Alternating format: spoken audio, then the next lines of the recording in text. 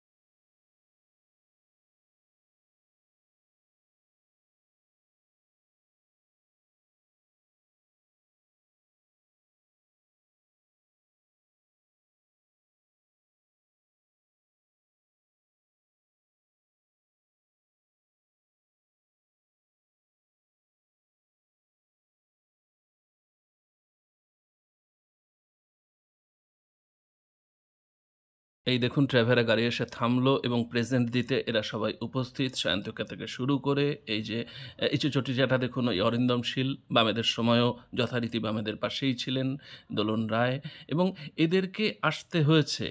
অনেকের হয়তোবা এখানে মন নেই, কিন্তু হুইপ আছে। আসলে আমি ওই যে বলছিলাম যে একটা ফ্ল্যাট, একটা নতুন গাড়ি, একটু বিলাসিতা, এগুলো না হলে করতে পারবেন না।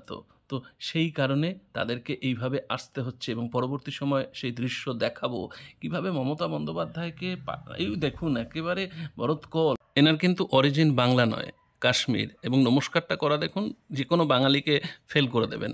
আমি একটু ওই রচনার যে ধোয়া ওঠা রচনা তার একটু বক্তব্য শোনাই। দেখো, মা-মাটি মানুষের জয় সর্বত্র, 21শে জুলাই, 26শে ভোট, সবকিছু নিয়ে আজকের দিনটা সত্যি খুব তাৎপর্যপূর্ণ। সে ঢল কাকে বলে, এবং তৃণমূল কংগ্রেস দেখুন, এ তো এখন আর সিনেমা পায় না, ওই কি দিদি নাম্বার 1 সেখানে মেতে থাকেন। কিন্তু দেখলেন যে আরেকটা যদি ইনকামের জায়গা খোলা যায়, তাই তিনি ওই রাস্তা দিয়ে যাচ্ছিলেন হুগলির, কার বাড়িতে যেন উনুন থেকে ওই ধোঁয়া বেরোচ্ছিল, নাকি এক জঙ্গল টঙ্গল পুড়ে হয়তো ধোঁয়া বেরোচ্ছিল, সেটা বললো ওই দেখুন ধোঁয়া, মানে শিল্প কলকারখানা হচ্ছে। এরা হচ্ছে গিয়ে এসেছে এই দলে, ভাবতে পারেন। এর আগেও ক্যারিয়ারের শেষ প্রান্তে ওই সন্ধ্যা রায়কে নিয়ে এসছেন, চিরঞ্জিতকে নিয়ে এসছেন, যারা একটা ছবিও সারা বছরে করতে পারে না।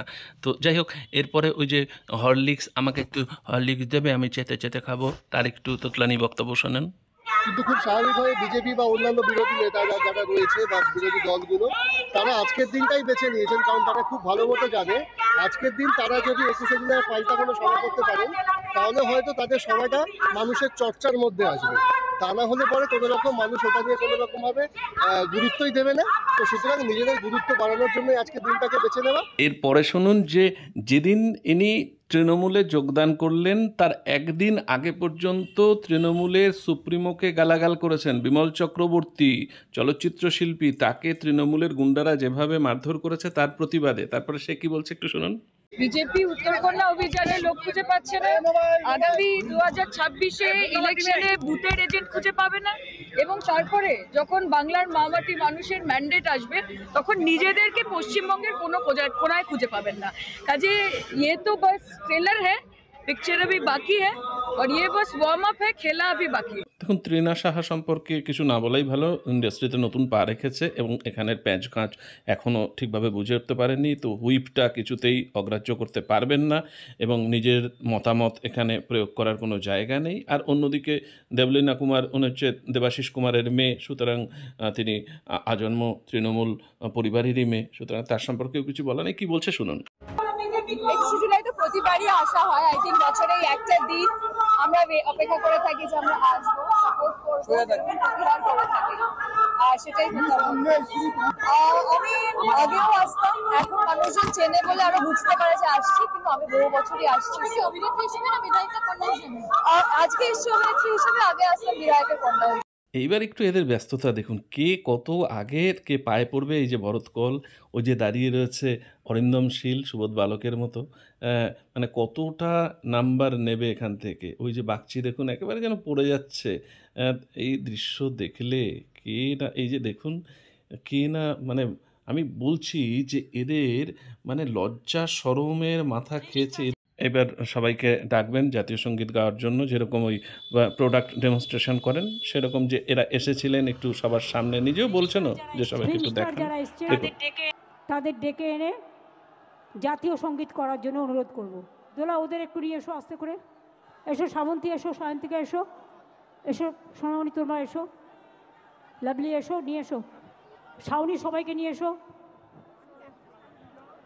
এসো তোমরা একবার দেখা করে নাও সবার সাথে, ওদের আগে আসতে দাও।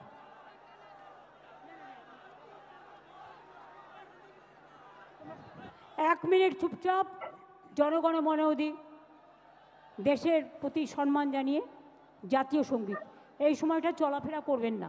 52 সেকেন্ড। দেখলেন সমগ্র চিত্র এবং দেখে নিশ্চিতভাবে আপনাদের যার পরনাই অখুশি হবে এবং মনে মনে রাগ জন্মাবে। আমি কয়েকটা কথা বলি। দেখুন যাদের এই ছবিগুলো দেখলেন, যারা এইভাবে মানে একেবারে লালাঝোলা নিয়ে এসেছেন এবং মমতা বন্দ্যোপাধ্যায়ের সামনে দাঁড়ানোর জন্য উদ্গ্রীব, দেখুন এরা কেউ মন থেকে কতটুকু এসেছে যথেষ্ট সন্দেহ আছে। শুধু চিন্তা হচ্ছে গিয়ে ওই বললাম একটা ফ্ল্যাট, যাদের ইএমআই রয়েছে, গাড়ি কিনেছে ইএমআই রয়েছে, একটু বিলাসিতা, বিভিন্ন জিনিস কিনবে, শখের জিনিস, তো সেগুলো কিনতে গেলে ইন্ডাস্ট্রিতে কাজ লাগবে। আর ওই স্বরূপ বিশ্বাস যে হুইপ জারি করে রেখেছে, তার হুইপ অমান্য করলে আপনারা দেখেছেন যে অনির্বাণ, সুদেশনা, এদের কি অবস্থা হচ্ছে প্রত্যেক দিন।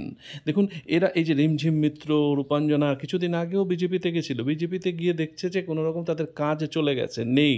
আপনারা রিমঝিমকে দেখবেন না কোনো কাজে, রূপাঞ্জনাকে দেখবেন না কোনো কাজে, সম্প্রতি অনির্বাণকে দেখতে পাচ্ছেন না। সুতরাং এই আশঙ্কা, এই ভয় থেকে এরা ওই একটা গাড়িতে একদম গাদাগাদি করে, নিজেদের সবার গাড়ি রয়েছে কিন্তু ইএমআইতে কেনা, এবং সেগুলো ইএমআই দিতে হয় একটা মোটা টাকা, ফ্ল্যাটের জন্য দিতে হয়। সুতরাং এটা কে দেবে এইখানে কাজ যদি হারায়? সুতরাং সেটাই হচ্ছে গিয়ে এরা রক্ষা করতে এসেছে। নাহলে ভাবুন না, এরাও তো সব ভদ্রঘরের সন্তান, এরা বাড়িতে প্রশ্নচিহ্নের সম্মুখীন হন না যে এই সমস্ত সভা সমিতিতে যাচ্ছে তৃণমূলের, যেখানে তিলোত্তমা এখনও 1 বছর হয়ে গেল একটা প্রাতিষ্ঠানিক দুর্নীতি এবং সেইভাবে যে থ্রেটের মধ্য দিয়ে তার প্রাণটা চলে গেল, ধর্ষণ করলো তাকে, এবং তারপরে 1 বছর যেতে না যেতেই কসবা ল কলেজে কী নৃশংস ঘটনা, সবই তো তৃণমূলের প্রশ্রয় এগুলো।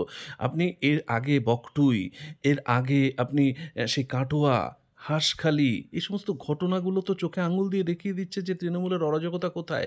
দেখুন সাইবারি হয়েছিল 1970 বামেদের জমানায়, সেই কমিশন আজও কিছু করতে পারেনি। আরও যে সমস্ত ঘটনা, সেগুলো প্রাতিষ্ঠানিক যে দুর্নীতি বা প্রাতিষ্ঠানিক যে থ্রেট, সেটাকে কোনো সময় এন্ডোর্স করেনি, কড়া হাতে মোকাবিলা করেছিলেন বামেদের সরকার। এবং শেষ কথা এটাই বলছি, যাদের মুখগুলো দেখবেন যখন এই জামানা আবার বদল হবে, সে বামেরা আসুক, বিজেপি আসুক, যেই আসুক তৃণমূল বাদ দিয়ে, তাদের সময়েও এদের আবার আশেপাশে দেখবেন। যেরকম এই অরিন্দম শীলদের দেখতেন, সুবোধ সরকারদের দেখতেন, এই আবুল বাসার এদের দেখতেন, আবার দেখবেন সবাই চটি নিয়ে এখনও সযত্নে রেখে চাটছেন, ভবিষ্যতেও চাটবেন। ভালো লাগলে লাইক শেয়ার করে অনেক মানুষের মধ্যে পৌঁছাবেন। ধন্যবাদ।